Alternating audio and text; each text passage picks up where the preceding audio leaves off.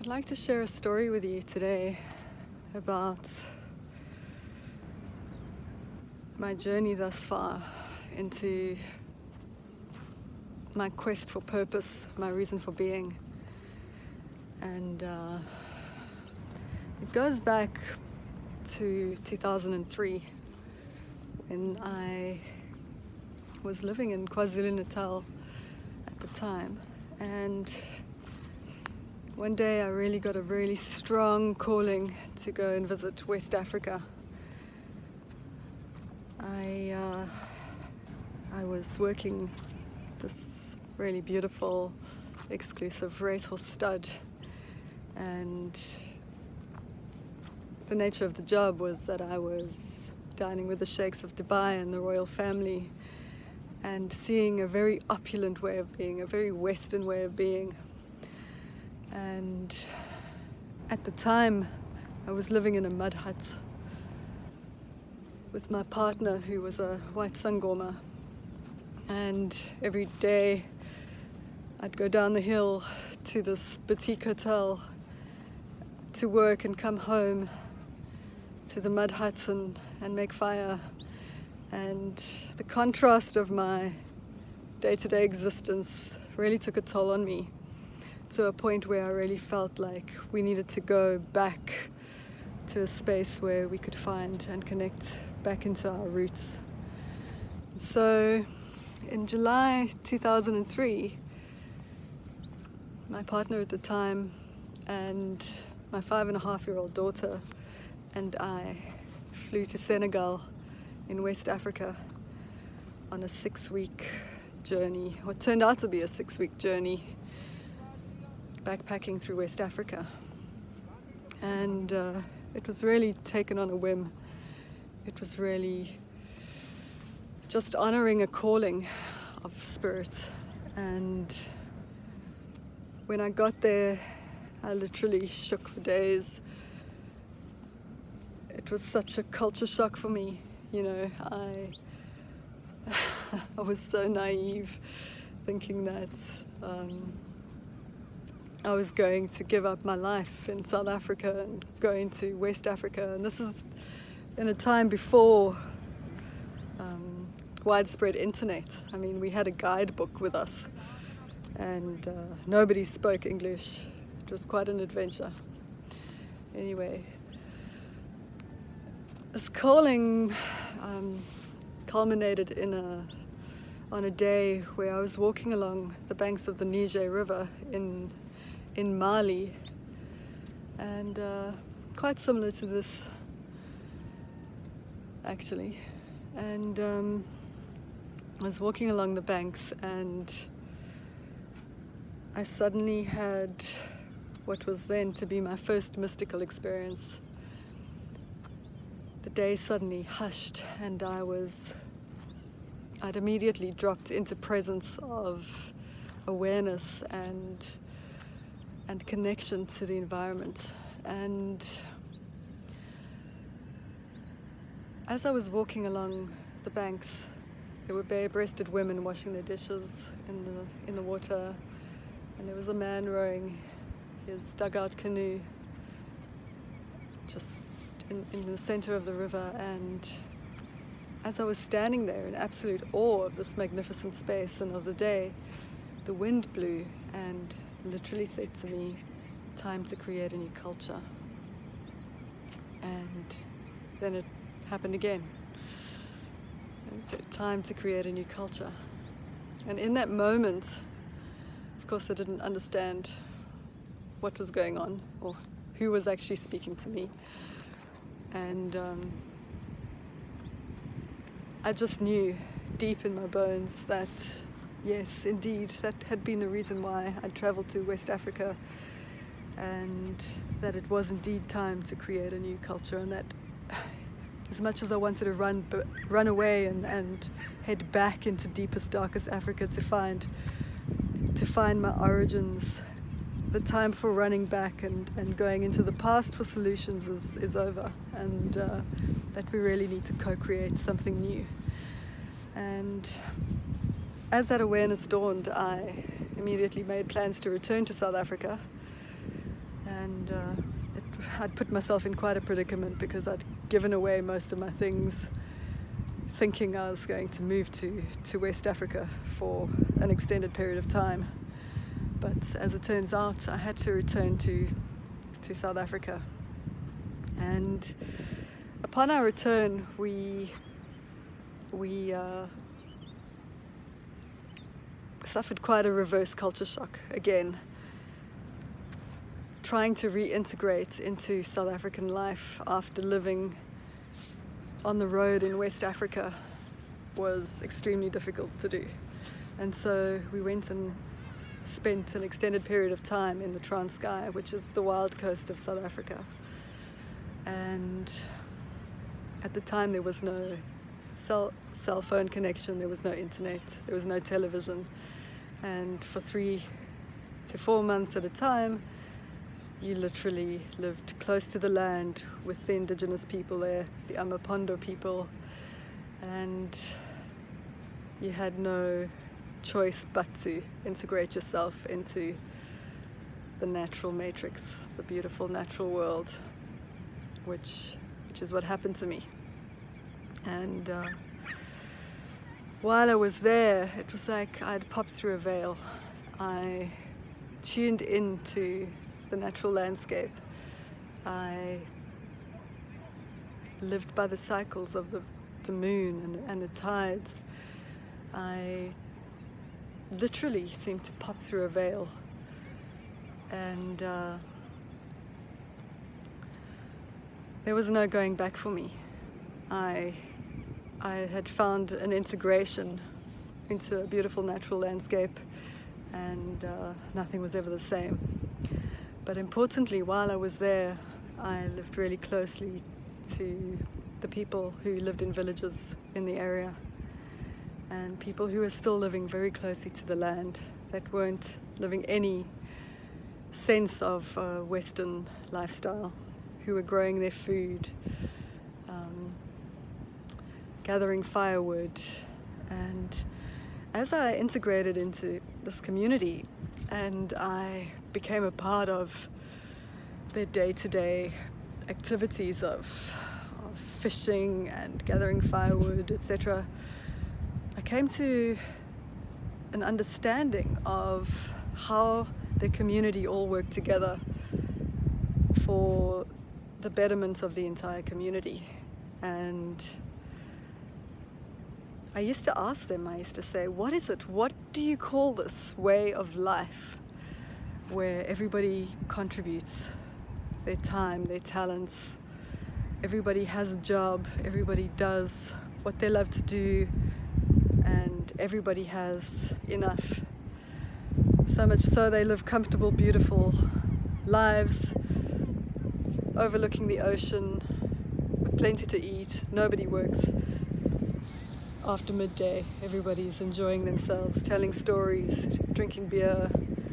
It's a great lifestyle, you know. And where I come from, I was told to think, or I would think that these are poor people who had nothing in life, people who were living in dire poverty. And actually, in my experience, I'd never seen a more beautiful way of life. And without even knowing it, I come to experience and be initiated into a beautiful and complex African philosophy, which I later came to know and understand as Ubuntu. And something just clicked in me. As I came to really understand the working of what it means to be human, of what it means to co-create within a community, what it means to share talents and resources and skills with other people and uplift one another, I really came to know that as a part of my purpose in life. And I spent the years between 2003 and 2010 really living that truth, really exploring that, interviewing people, living among various different people, and indigenous people in South Africa. I lived a time in West Africa as well, and everywhere I went I could really sense this beautiful philosophy at play. And then in 2010 I went to a talk by a man who was talking about stone circles. At the time I was living on a farm that was completely littered with these inexplicable stone ruins, and I came to meet Michael Tellinger, and from the very first day we discovered that we shared a passion for Ubuntu and a vision for a new free world. And so between 2011 and 2015, Michael and I co-founded the Ubuntu Liberation Movement, and we started up a few community development projects in our area, and really explored ways of bringing this beautiful African philosophy into being. Unfortunately, Michael and I had different ideas as to how to go about it. He was very politically focused at the time, and I definitely wanted to work more closely on the ground with the people. And so after a time of battling our ideologies with one another, I decided to walk away and leave it to Michael. But from 2015 to this point now, I've been feeling at a loss, because for so long this essence and this feeling, this knowing of Ubuntu that I was initiated into in 2003, this calling of spirit that I had followed halfway around the world, all around my continent, in finding meaning and finding a way of implementing this beautiful philosophy. I've been feeling at a loss because what the Ubuntu Liberation Movement has become is not a supportive structure for the people. It's not an open resource base designed to uplift people, and it's very difficult for people to get their head around what this philosophy is actually meant to entail if you're actually living Ubuntu. And so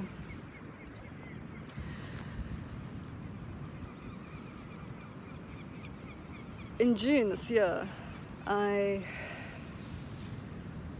happened to see a post by some friends of mine. I'd met Brendan Murphy and Amy Devlin in 2014 in Australia, and they have the Global Freedom Movement. They've also just started a new alternative platform, social media platform to Facebook called Truth. You should really check it out. And these guys have been relentless activists and educators into the nature of our reality and in finding ways and better ways of being in the world. And I'd worked with them a couple of times before. And when I saw Brendan put a post up about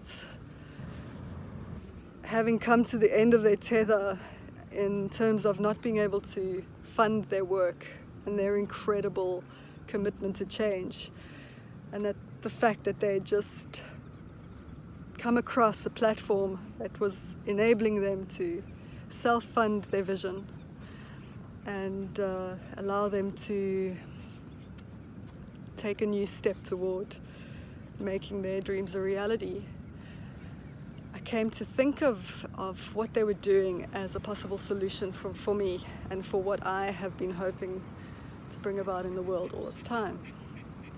And I gave a call to my husband and I said, baby, check this out.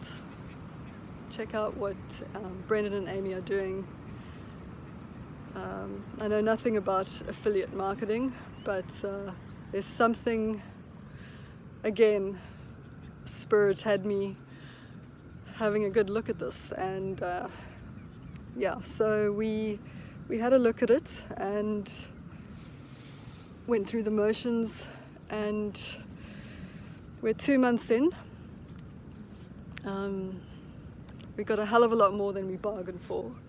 Of course, we successfully launched our own affiliate marketing business within this incredible corporation, this company. And it's a company dedicated to uplifting people and toward health, wealth, happiness, and all of that, all the good stuff. But what I've really come to see, and what I never expected, was that this business is ironically what I've been looking for, in terms of the fact that finally there is a solution that offers the empowerment of individuals, where people are uplifted from the bottom by their mentors and coaches, and empowered financially to make their dreams a reality, but also to work with incredible human beings in co-creating a beautiful way forward. Now, from the founders of this business to the people that we're working directly with in our team, everybody is conscious, connected, has a beautiful vision for the world, and I have found, and so ironically, not in West Africa, not in African indigenous villages, but in an organization that is global and that is Western, and that is to do with affiliate marketing. I have found a model that fits Ubuntu more than anything else I have come across in the last 15 years. And that is what I wanted to share with you guys yesterday when I was down here at the lagoon.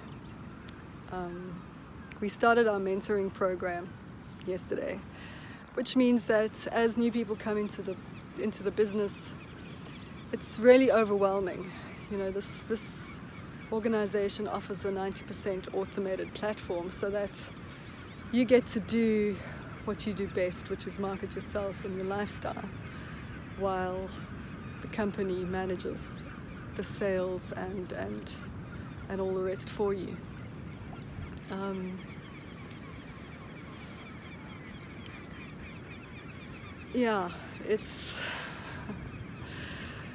It's the development of this mentoring program has provided a solution that when you come into this company, you are held and guided and shown the way, shown how to fast track your organization in terms of income, in terms of getting you up and running as soon as possible. And the people that are high up in this organization are the ones that are the most dedicated to serving the people who are just arriving and joining. And it just blows me away, because every organization I've ever worked in before has meant that the people at the bottom are in service to the people at the top, or in service to the philosophy or the organization itself. Whereas this model is the most embracing and encompassing that I've ever come across. So I really feel at liberty to share, because my husband and I, Peter's Australian and I'm in South Africa, and we've been we've had to work in different countries just to sustain our lives. And that's the reason why we got into this business, is so that we could find something that we could do remotely, so that he doesn't have to go back to Australia and earn a salary at his job to support us, that we could do something together and travel and live the beautiful life that we want to live. We want to take our children around, show them the world, let them explore this beautiful world and everything that it has to offer. And I just feel at liberty to share this because finally we have a solution that will be bringing us, quite conservatively, $50,000 a month by December. And that is going to enable us to do a lot with our lives. You know, it's going to enable us to settle down, to provide security for our family. It's going to enable us to continue with the community development projects that we've started but have had to put down because we didn't have the funding. And we just, this business is a vehicle to enable us to live our dreams and to live our purpose. And so if you guys are out there, if you are looking for something, if you're looking to work with an incredible team of like-minded people, of grounded people, of people who are earth-centered and actually living their truth, if you're looking for somebody who, oh my gosh,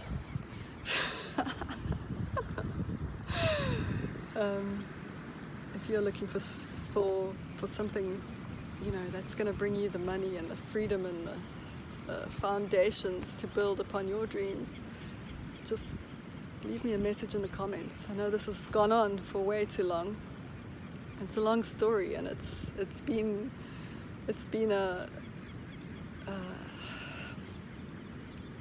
a long path for me, and I feel so grateful having found a solution to what I've been seeking for so long. And we've just had 10 people join our team, 10 beautiful like-minded souls, some of which are already starting beautiful projects in Europe. And if you'd like to come on board to work with amazing people like Brendan and Amy and Scotty, our mentor, who will just help you ride along, just leave some comments below the video and I'll get back to you. Thanks for listening. Thanks for sharing this journey with me.